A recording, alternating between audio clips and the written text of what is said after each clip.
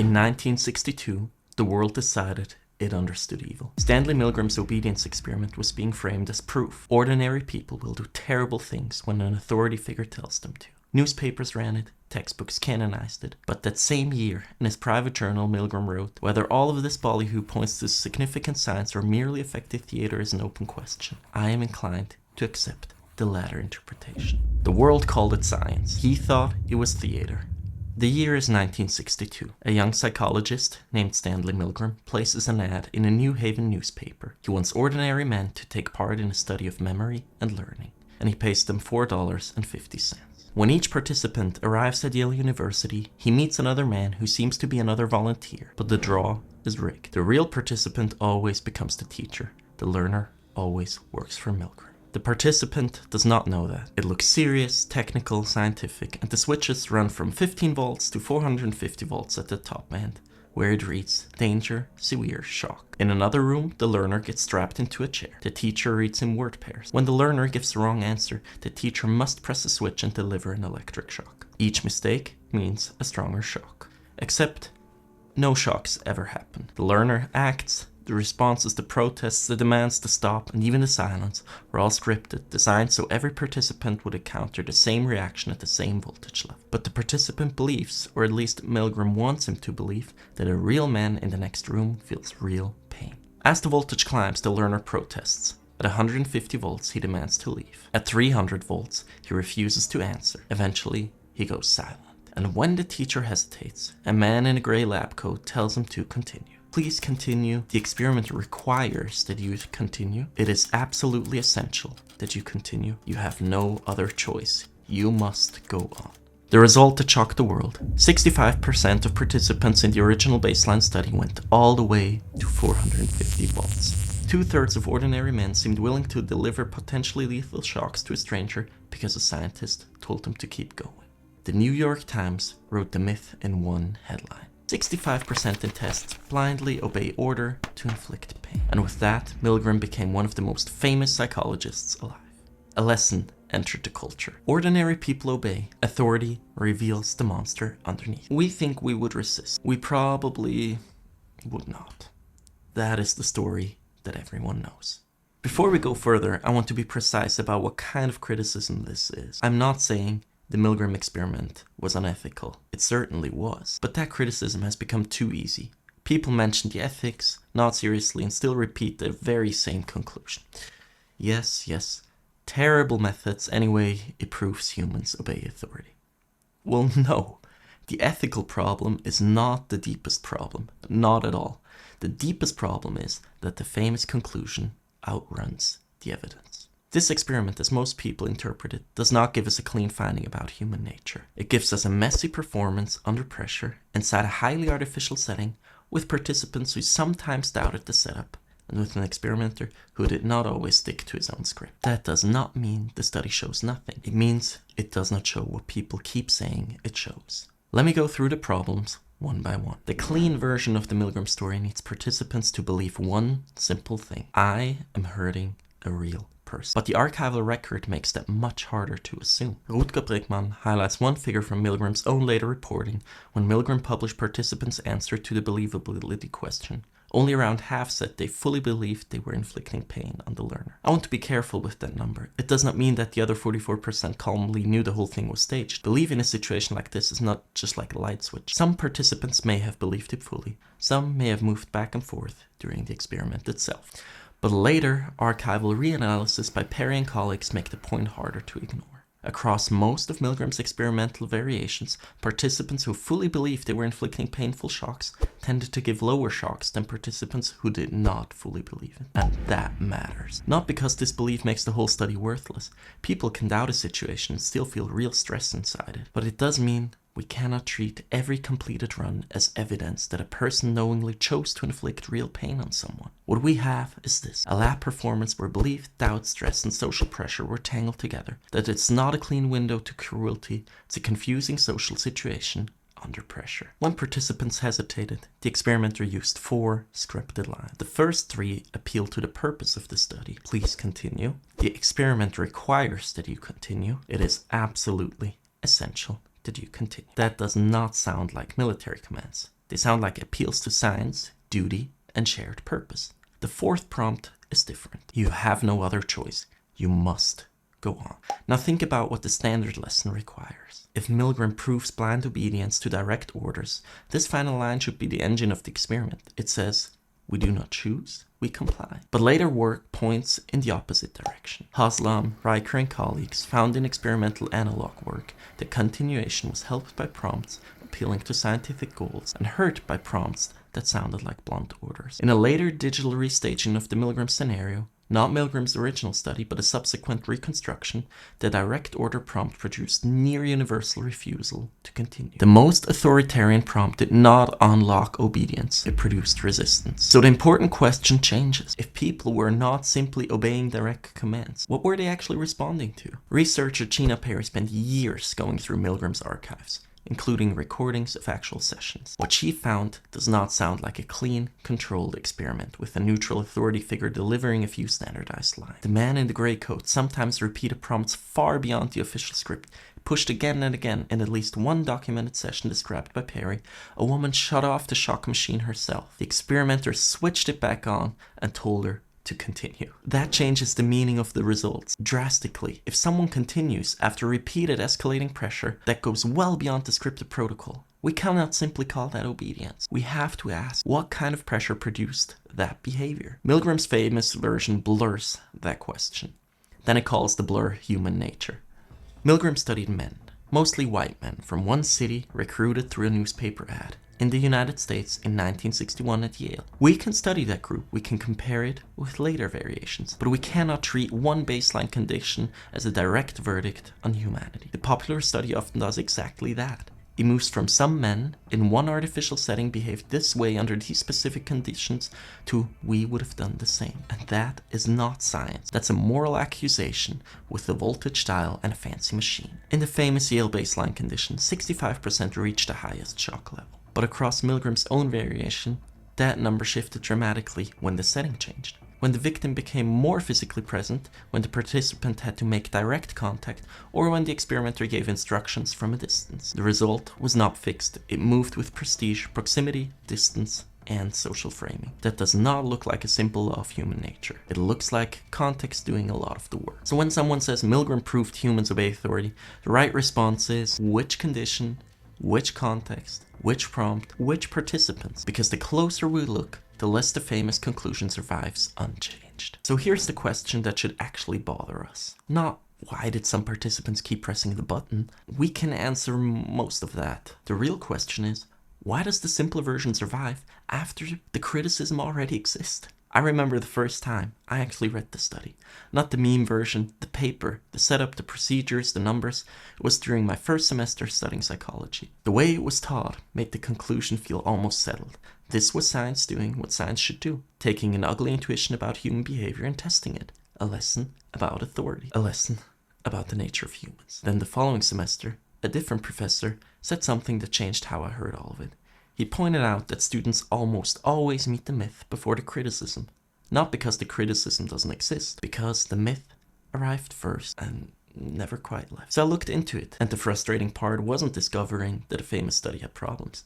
That happens. The frustrating part was the problems were available, serious, and still treated like optional extras. Because this is not hidden knowledge. The archives exist, the reanalysis exists, the critiques exist, and Gina Perry spent years documenting it. Other researchers went back through the data and said, this is not simply a study about blind obedience. And if we want the broader argument, a serious, well-evidenced case against the lazy idea that humans are basically selfish and cruel by nature, Rutger Bregmann's Humankind is the one book I would point to. It genuinely changed how I personally think about this topic. I'll leave an affiliate link in the comments. I'm recommending it because it's certainly worth your time. Yet, the myth keeps showing up. Textbooks, documentaries, lectures, YouTube videos. To understand why this particular story stuck, we have to look at the moment it arrived. In 1961, the same year Milgram began his experiment, the world was watching the trial of Adolf Eichmann, a senior Nazi official who helped organize the deportation of millions of Jews to their deaths.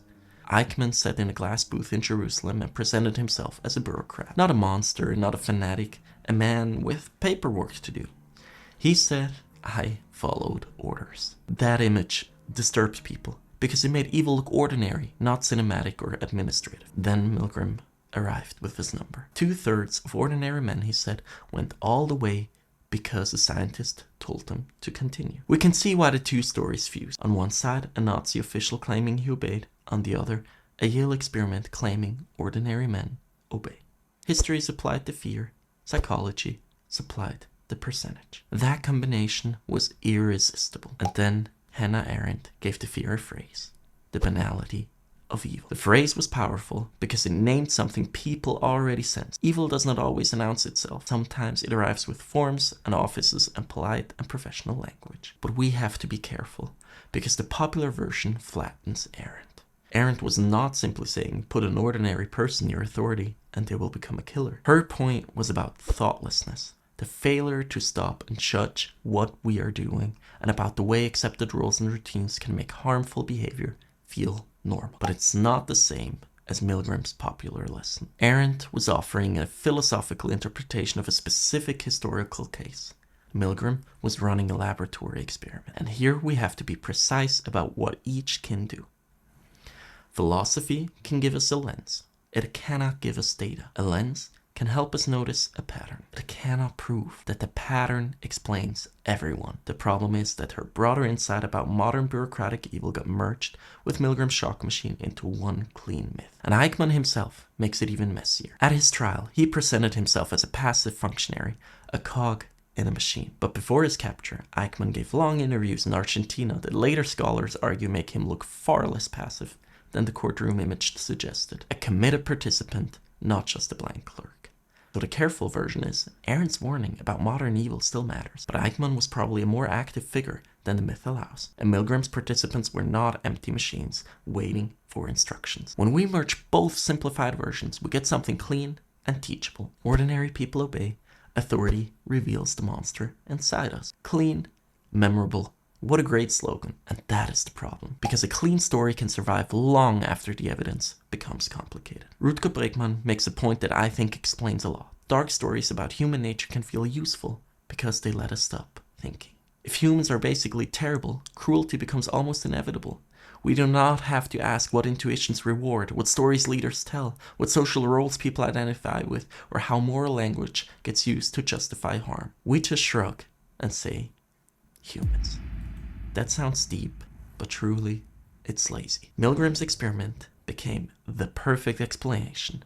A shock machine, a lab coat, a screaming victim, and a number that looked like science, and it felt like a parable. A parable is a simple moral story, and this one had the simplest moral imaginable. We are worse than we think. No wonder it spread. So if Milgram does not show blind obedience, what does it really show? This is where the study gets genuinely interesting, because once we stop forcing the data to say humans naturally obey direct orders, a different pattern appears. People did not continue because they were empty machines waiting for commands. Many continued because they believed that they were helping something important. That is not blind obedience. It is identification. We see ourselves as part of a mission, an intuition, a shared purpose, and we act in line with that story. Alex Haslam and Stephen Riker have argued that this explains the data better than the standard obedience framing. This is an influential reinterpretation, not a settled final answer. Participants came into the lab wanting to contribute to science. They trusted Yale, they trusted the experimenter, and they believed their research mattered. So when the experimenter said, the experiment requires that you continue, that line was not simply an order. It reminded them who they thought they were in that room. A helpful participant, a serious person, someone contributing to knowledge, someone doing something uncomfortable for a higher purpose. That is why the direct order often failed. You have no other choice, you must go on. Broke the study. It turned shared purpose into coercion, and people noticed the difference. This changes what the experiment means. Authority says, I have a role we recognize. Coercion says, I will keep pushing until we comply. Milgram's famous version blurs those two together. The direct order made the blur visible, and many people refused. The real risk the study points to is this. Humans can become invested in stories that make harm feel necessary and meaningful. That is not proof that people are evil. It is proof that meaning matters. Because people do not need to abandon their morality to do harmful things. They can bring their morality with them. They can hurt someone while believing they are serving science or progress, or order, or the greater good. In Milgram's post-experimental debriefs, many participants did not describe themselves as sadists. They described themselves as people who had helped an important study. One participant wrote that he was happy to have been of service and hoped the experiments would continue as long as good could come out of them. And that sentence makes everything clear. Not because it proves that he was evil, because it shows how harm can hide inside goodness. He didn't say that he enjoyed hurting him. He said he was helping. And that's the real finding. And it leaves more room for resistance than the myth allows. Sociologist Matthew Hollander analyzed recordings of Milgram sessions and found that participants did not simply divide into those with moral concern and those without. Almost everyone resisted in some way. They questioned the experimenter. They worried about the learner. They delayed. They challenged. They asked who would take responsibility. The difference between those who stopped and those who did not wasn't character. It was technique. Successful resistors spoke to the victim. They challenged the experimenter's authority directly. They repeated their refusal. Resistance looked like a skill, not just a personality trait. And that's an empowering finding, because the popular version tells us under pressure, we'll probably all fold. The better version tells us we need to practice how to refuse. And those are not the same lesson. One makes us fatalistic, the other makes us responsible. This is why the Milgram myth matters beyond one experiment. The stories psychologists tells about human nature are not neutral. They do not sit in journals. They enter classrooms, therapy language, management books, politics, self-help, and even our private understanding of who we are. And once a story becomes famous enough, people stop asking whether the evidence can actually carry it. They ask whether it sounds true. Milgram sounds true. We all have seen institutions make bad behavior feel normal. We have seen people hide behind rules and procedures and professional language. So when someone shows us a shock machine and says, this proves humans obey, part of us thinks, yeah, that feels right.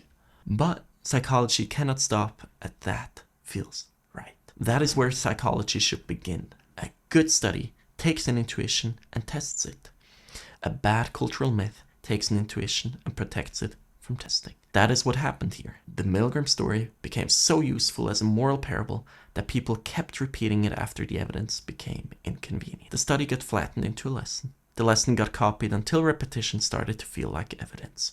And that should worry us more than what happened inside Milgram's lab. Because the experiment lasted a few years. The myth lasted generations. And the myth teaches a lesson about us. It tells us that under pressure we will probably fold. But if people do not simply follow commands, if they follow meanings, identities, and stories about what kind of purpose they serve, then think about what happens when psychology teaches multiple generations that humans are fundamentally obedient, that everyone has darkness inside, that given the right conditions, we will probably fall in line. If people absorb that as a truth about themselves, the story stops descripting behavior.